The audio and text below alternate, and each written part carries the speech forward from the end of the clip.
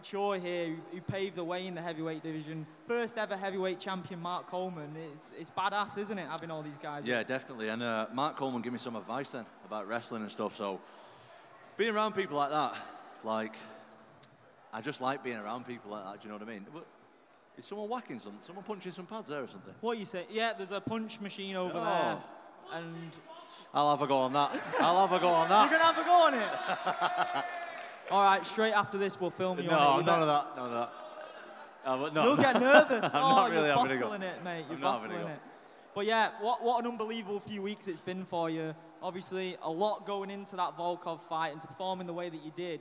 Has it even sunk in yet? It must have been a tremendous feeling. I mean, to be honest, I thought that the fight was going to be 5 rounds because he's so durable. He's been finished, before I fought him, he'd been finished like twice or 3 times in 45 fights. So I was pretty sure it was going to be a long one. You know, I had people coming from all over. I had people coming from other countries and stuff. Everyone was asking me for an after party after. And I was pretty sure that I wasn't going to be able to attend the after party for one reason or another. I wasn't sure if I was going to have some broken bones or I was going to be in hospital or I'd be exhausted or whatever, because I thought it was going to be a long fight, but it went pretty smooth, mate. It doesn't go much smoother than that, especially against someone that highly ranked. With those rumours, do you think Manchester or Liverpool? It's got to be one of those, right? It can't be anywhere else. We've got to bring it to Manchester, don't we? Come on. Come on. Tai Tuivasa, could it realistically be the next one? Could that be over here in Manchester? I would absolutely love that fight. Like, Have you heard anything from his side of it? I've heard nothing. He's gone a bit quiet, to be honest. He's gone a bit quiet. Don't know what's going on with him, but I want that fight. That's the fight that I want. Were you surprised with his performance against Derek Lewis? Was he someone that's been on your radar for a bit, and that performance was an eye-opener, wasn't it? I mean, mate, I think when you're in a division, you need to keep tabs on your own division. I don't really watch anyone else really, apart from I keep tabs on all the heavyweights. So it wasn't surprising for me. Ty's really tough. Derek is also really tough, but he seems to fade a little bit as the fight goes on. And I knew that if he could take the power, like, he'll finish him. So I wasn't too surprised, to be honest. This is heavyweight MMA, mate. Anything can go down at any time. So. Good performance by Tai, amazing performance. That's why I want the fight, because I just think it's such a big fight now. 2 up-and-coming guys, and I think we will make a serious crowd in the UK. If you get asked to go and main event a card over there, Australia, New Zealand, would you go and take that? I want to fight in the UK. Good answer, good answer. The heavyweight division is in a crazy time as well. With your rise, there are a lot of unanswered questions, aren't there? Ngannou out for the rest of the year by the looks of it. Interim title looks like it could come into play, and Dana's mentioned Stipe versus Jones as a possibility. How would you see that fight going, Stipe versus Jones, if that was the case? It's difficult to say, because when you fight at heavyweight, if you're a smaller guy putting a lot of weight on your frame, and you're not a naturally full-size heavyweight, I think I would be interested to see what it looks like, because carrying that weight and then fighting another guy who's a lot bigger naturally than you, it's a big difference. So I don't know, because Stipe didn't look himself in his last fight against Ngannou. So it's a very interesting fight. See where Stipe's up to and see how John Jones looks with the break and stuff. It's very interesting. I know you don't like looking too far ahead, Tom, so I'm probably going to annoy you with this question, right? But the dream match scenario would be you winning the belt, going up against John Jones. Pound for pound, a lot of people would say, greatest fighter of all time. Taking out someone who's never experienced a loss, obviously apart from the Matt Hamill fight, that would be on par with winning the belt, surely, as well, beating a guy like Jones. It would, but I want to be the guy to beat Ngannou, because no one thinks he can lose, and I know that I can beat him. But not right now. My time is not right now. I need a few more fights first to get some more. Saying that. Well, I need to. You know what? People keep saying, "Oh, why are you lacking confidence? You don't want to fight." I'm not lacking confidence at all. Look at my last 5 fights. I am not lacking confidence. What I want to do is I want to give myself the best chance of winning, and I don't see why other people don't want to give themselves the best chance at doing the best they can, and that's all I'm trying to do. I know that I need more experience. I know I need more big fights. So let's do that all now, and in a few fights, I'll go and win the belt. You've had a very cool story where your dad has trained you from the get-go, and you have an incredible relationship with him. You know, he was there backstage after UFC London. How great is it to have someone so close to you on that journey with you? Yeah, it's pretty good. Like, that's what we expected, though.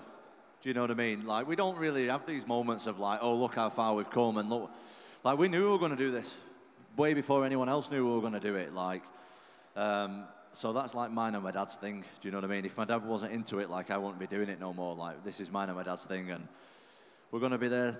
Obviously, we've been there for the beginning, and he's going to be with me till the end, and that's it. I know that you do a lot of visualization, and even though you like to have a laugh and that, you are a bit of a deep thinker, and your path has been paved for you. Like you said, a lot of the things that you've aimed to happen, you've made happen.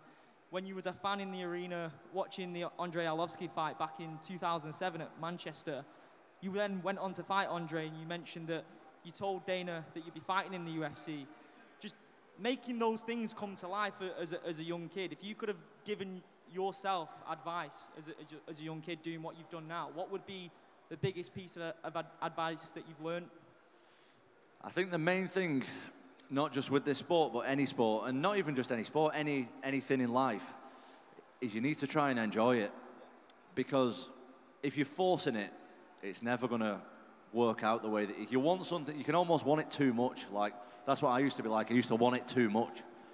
And you constantly like at a negative, then you're constantly disappointed with something's not going this way. But these days, I just try and enjoy it. Even in my fights, I don't even really, when I fought Volkov, I wasn't even really thinking about the result and how the fight's going to go. My main thing was just to enjoy it. And when I enjoy it, that's when I do my best work. Like, that's when I'm dangerous, is when I'm enjoying it. So my number one focus to anyone, like, what I tell someone, like, is just enjoy it. Like, take the focus off winning or losing. Take the focus on how far you're going to go and what you're going to do this and beat this guy and that guy and what titles you're going to win. And just enjoy it. It's crazy to think that back in 2019, you'd had a big-time layoff from MMA because you was pursuing a boxing career, weren't you? You came back to Cage Warriors, brought back in the most gruesome way possible with that leg break of your opponent. Another fight with Cage Warriors, and you signed to the UFC. From the get-go in the UFC, you look like you're just in that constant flow state, like it's effortless. You know, we was talking in the car on the way. The combinations and the switch into the ground game against Volkov was absolutely effortless. Do you think it's all come at the perfect time for yourself? I think so, and I think the main difference between me and the other guys is like my mindset. It's like I just said, I don't put no pressure on myself. I see it for what it is, and it's just a sport. Like, the reason why you see me doing them techniques and flowing so well is because I'm enjoying it in there. You know what I mean? I'm not thinking about nothing else apart from I'm just going in there and enjoying it. And when I enjoy it, that's when, like, I do my best work. Like, you'll only see someone do them kind of moves who really loves the sport. Like, if you're stiff and thinking about knocking someone out, like, you're not going to be able to do that stuff. Like, I go in there just with seeing it for what it is, and what it is just a sport, and then I just flow off that. Is it a blur for you in there? Can you recall sequences in fights, or does it all just sort of, is it like an adrenaline dump afterwards and you can't really recall much other than the finish? No, mate, my mindset is different. Like, I'm in there and it looks like everything's in slow motion. Like, I can see everything so clear in there. Because I'm not stressed. Like, I think when you're truly passionate about something, like really, really passionate, like, it comes easy to you. And like, when I'm in there, it just comes quite easy to me. Like, nothing's forced, nothing's stressful about it. Like, I'm just in a flow state, just enjoying myself. I know we've spoken about your ties with the Fury family. What a great mind to be around. He's fighting this month coming up now, Tyson Fury versus Dillian Whyte at Wembley Stadium. Are you going to be over there for that one, and how do you see that one going? I'm not going to be there for it. I thought I was going to be there, but I actually have something else on, so I can't make it. But I think Tyson just beats anybody. I think Wilder was by far his toughest fight. If anyone was going to beat Tyson, it'd be Wilder, just because he's so unorthodox and powerful. But these guys like Dillian Whyte and stuff, like, they've got nothing for him, man. It'll be easy night's work for Tyson. You mentioned the boxing game as well. That's something you'd like to go back to at some point. Obviously, Eddie Hearn was at the fight, and he's pretty much the pinnacle of boxing promoting in the world. If you were going to go over to the boxing side of things, would you be like, that's the guy I want to work with? I've never actually met Eddie Hearn. I didn't even meet him at the UFC, but I do watch from afar, and I like his style, and I've got a few mutual friends with him, and I like Eddie Hearn. He seems like a good guy, so I'm open to offers. Do you know what I mean? But I ain't looking at I have so much to do in the UFC. I'm not interested in that right now, to be honest.